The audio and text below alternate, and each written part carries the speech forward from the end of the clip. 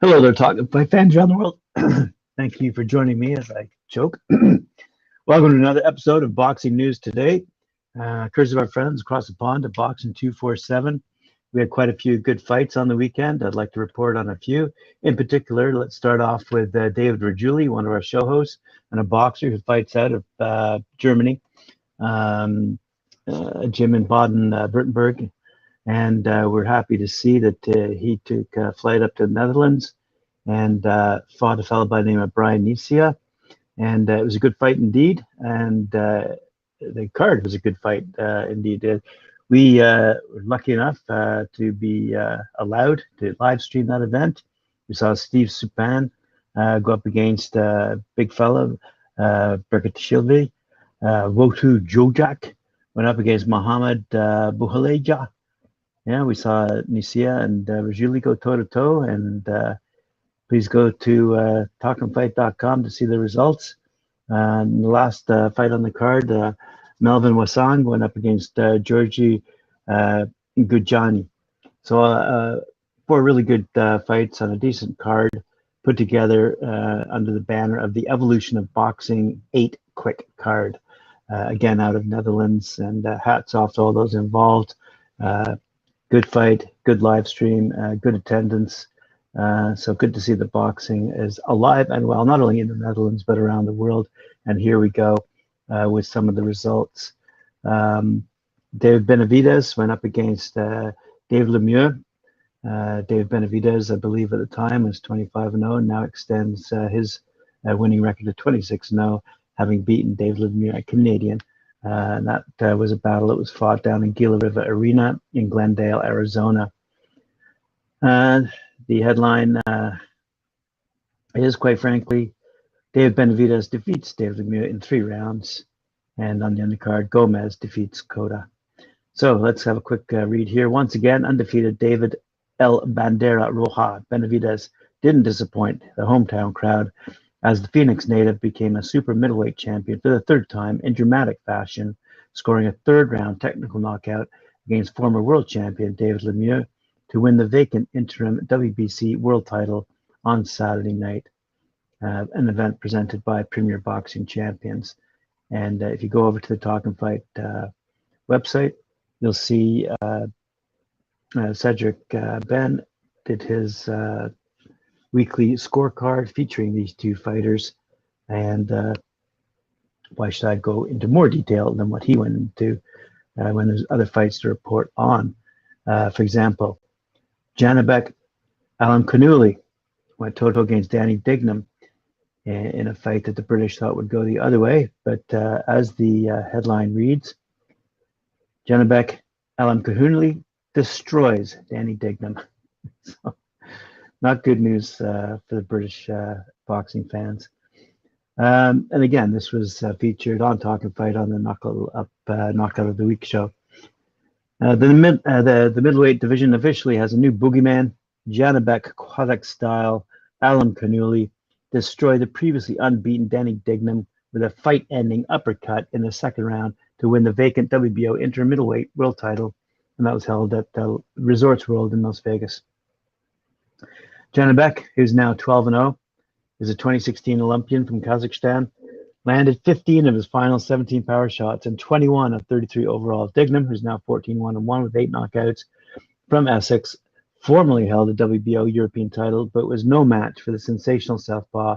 Janabek knocked down Dignam in the opening round, and it was only a matter of time until the hammer dropped. And at 2:11 of round 2, Janabek's Kazakh Thunder landed flush and caused Dignam's head to ricochet off the canvas. Say no more. Go to Knockout of the Week for more detail on that particular fight. In a fight that we discussed on the Friday night panel, Jean Pascal went toe-to-toe against Fan Long Meng. And quite frankly, not many people on our panel gave Jean Pascal any bit of a chance. But this event that was taking place at Plant City in Florida, we saw former 2-time world champion Jean Pascal, 36-6-1, 20 knockouts, scored 12-round unanimous decision over Chinese contender Fan Long Meng, who's now 17-1 with 10 knockouts in the inaugural Pro Box TV event on Friday night, taking place in Plant City, Florida.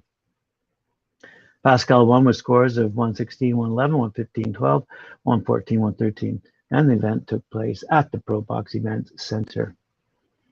The layoff affected my timing, because that's what we were concerned about, and that's what we were just discussing on the panel, says Jean-Pascal. I tried to take the fight round by round. He was a very tough fighter, more than I expected. I saw that I could hurt him, so I pushed and pushed him. I tried to knock him out. On the undercard, let's have a quick look here. Joseph Fernandez out of St. Petersburg defeated Ziming Wang out of Wuhan, China by unanimous decision. Kendo Castaneda out of San Antonio, Texas scored a first-round knockout over Sonny Frederickson, who fights out of Toledo, Ohio. And Michael Dutchover out of Midland, Texas scored a split decision win over Clarence Booth out of St. Petersburg. And Antonio Moran out of Mexico City beat Jeffrey Torres, who fights out of Philadelphia, by unanimous decision, by the way. A few more undercard results here. Lightweight prospect, Yusei Shirley out of Orlando, Florida, scored a 6-round unanimous decision over Miguel Perez out of Mexico. And super middleweight prospect, Daniel Blancas, we'll have more on in a second, out of Milwaukee, scored a unanimous decision over Heinrich Kakaras. So in a separate story here on Boxing 247, we see that there's more information on the Daniel Blancas fight. Let's have a quick read here. Last night, middleweight prospect, so that'd be 2 nights ago. Last night, middleweight prospect Daniel Blancas, 2-0, 1 knockout, was a decorated amateur, stayed undefeated in his second pro fight as he scored a dominant unanimous decision over Heinrich Kakaras. The 4-round bout took place, as I said, at the Pro Box Promotions card in Plant City. Here's some quotes. I felt good to get the win. My opponent was tough, but I won every round, said Blancas. My goal is to knock out every fighter I face, but last night I earned a valuable lesson that sometimes you can hit people with big shots and they're not going down. Some fighters are just blessed with great chins. This will mold me into a better fighter in the future. Good for him. Good self-analysis. All right, on we go to another fight taking place in Orlando, Florida. Connor Coyle up against Antonio Todd. Connor the Kid Coyle is now 16-0 with 7 knockouts. Captured the NABA middleweight title after winning a spirited split decision over Atlanta, Georgia's Antonio Todd, who's now 13-6 with 7 knockouts on Saturday night at the Caribe Royale in Orlando, Florida. This is broadcast live on the Bally Sports Network, by the way. And Coyle controlled the early rounds by outworking Todd. Coyle found a home for crisp right hands and left hooks, but Todd displayed a solid chin. Todd, who was coming off a career-best victory against top 10 rated Hugo Contino in January, provided a tough test for Coyle, and he had his moments during the entertaining 10-round contest, fading out of the Philly Shell's defensive style.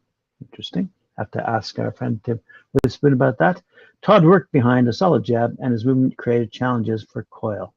Remind me to ask Tim about Philly Shell. In the 10th round, Todd buzzed Coyle with good shots and looked for the knockout, but Coyle recovered and battled back. After the final bell, the crowd provided a round of applause for both fighters. I'm sure they did. Judge Alexander Levin's scorecard of 96-94 for Todd was overruled by tallies of 97-93 and 96-94 in favor of Coyle. Said Coyle, Todd was an awkward fighter, but that's what we were expecting. Remember, Coyle's from Derry, Ireland, and fights out of Pinellas Park, Florida. This fight was a great experience against an opponent with a tricky style. He gave a lot of good fighters trouble with his movement ring smarts. With that said, I controlled the early rounds and pressed the fight as much as I could. I thought for sure we won the fight 7-3 or maybe 6-4. So the scorecard for Todd really surprised me. Coyle's promoter, Jody Caligari of Fire Fist Boxing Promotions, was proud of his fighter for earning the hard-fought victory. He said, winning the NABA title and earning a ranking in the top 10 is a big move for his career. Connor's now 60-0 and has a great team behind him. We're looking forward to bigger opportunities in the near future. And so are we. Elsewhere, let's fly over to a big fight that took place over in the O2 Arena, featuring one of my favorites, Joshua Buatsi. But before we get to him, let's take a look at Alen Babic. The headline reads, Alen the Savage Babic, probably Babic, defeats Adam Balski in a bridgerweight war. I'm not really a fan of the Bridgerweights, but here we go. Alen the Savage Babic, 10 knockouts. An underdog for the first time in his career, worked hard for 10 rounds to beat ultra-tough Adam Balski, who's now 16-2, 9 knockouts, to win the vacant WBC Bridgerweight silver title. A left hook from Balski dropped Babic 15 seconds in the first round, but Babic resumed his relentless attack and progressively dominated the stocky Balski. Late in the ninth, Balski staggered Babic with a punch after the bell. Balski was deducted 1 point. In the last round, both gave a fierce show to the audience, and the judges' score at the end of the day were 97-91, 97-91, and 95-93 in Babic's favor. And as I said, in the Joshua Buatsi fight, which I watched, Joshua Buatsi earned a victory over his rival, Craig Richards, via a unanimous decision. And that was a WBA title eliminator, and he's now going to push on to world level in the light heavyweight division. Okay, that's a quick read here.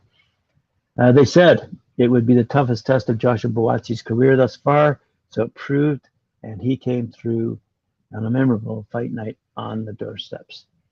Craig Richards made a hugely valiant fist of it, but Buatsi won the fight, which hopefully propels him towards a fight for the WBA World Light Heavyweight title, of which Dimitri Bivol surprisingly relieved Canelo Alvarez a fortnight earlier.